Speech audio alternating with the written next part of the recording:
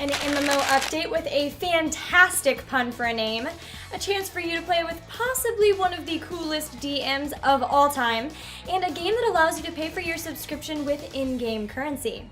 Hey guys, I'm Gillyweed with MMO Play, and I'm bringing you all that and more this week on MMO News.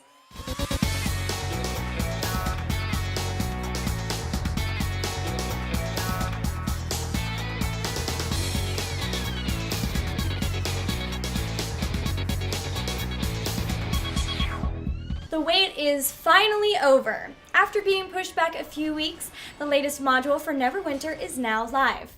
Not only are players getting some great new content, but the events in the new update are part of the ongoing campaign in the Pen and Paper Dungeons & Dragons RPG. Elemental Evil includes the new areas of the Drowned Shore, Fiery Pit, Spinward Rise, and Reclamation Rock for players to explore and fight against the plans of elemental cults. Of particular interest to gamers is the introduction of the new Oathbound Paladin class to the game. The expansion also includes new class features, encounter powers, and feats for each class. There are also changes to enchantments, runestones, artifacts, and companions as well. Finally, professions can now all reach level 25.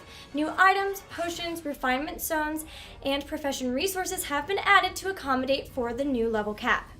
Will you try out an Oathbound Paladin now that Elemental Evil has launched? Leave a comment and let us know.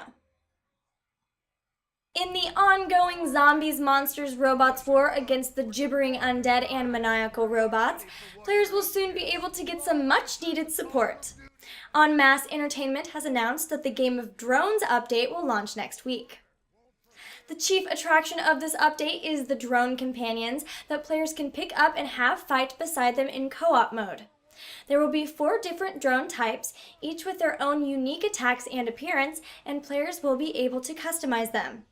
Another big feature of the update is the 5 new maps that are being introduced to the game.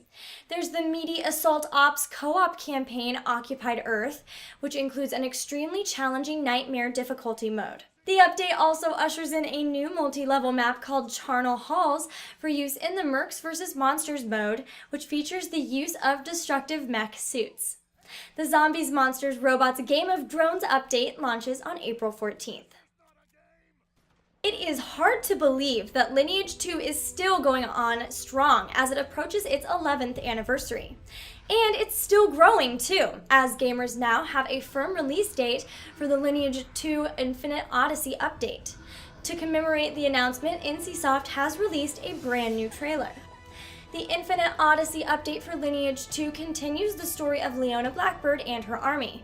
After surviving an ambush, Leona Blackbird began searching for her comrades that were captured when the forces of Embryo defeated the Blackbird army. She gathers intel from visiting the various battlefields and finding a lone survivor.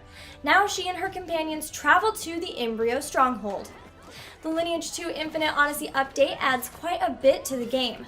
The level cap has been removed as players can now fight their way to level 100 and beyond. A new rank, Exalted, can be earned by players by completing the most difficult quests. This new rank is above the Noblesse rank and it allows players to use multiple unique skills as well as earning various benefits and rewards.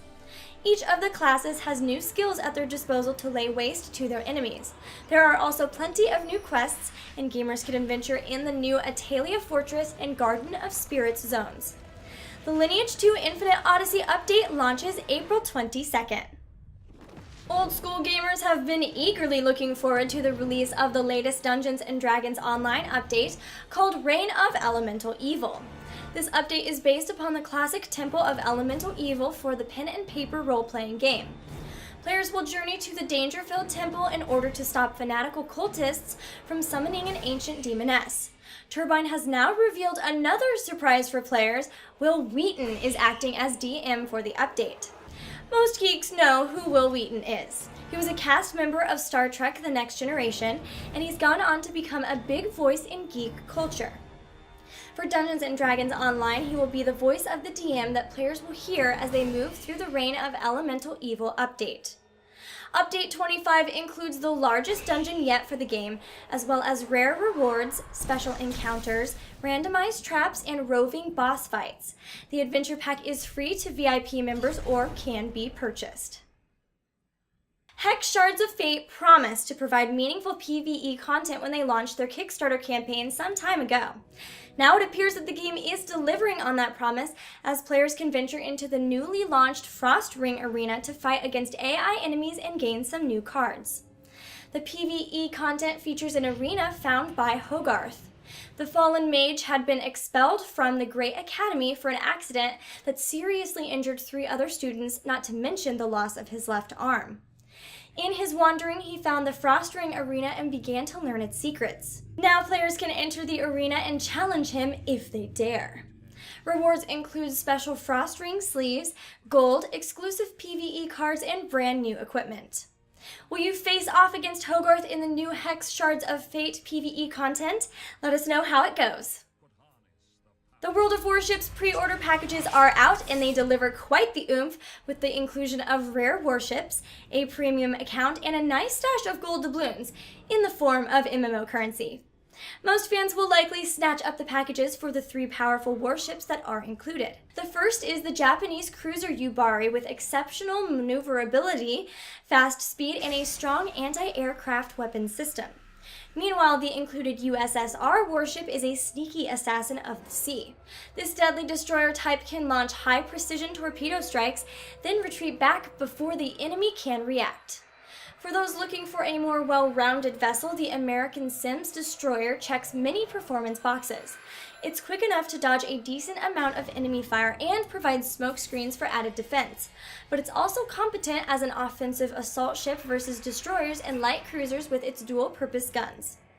Pre-order packages are available to purchase by players for themselves or as a gift.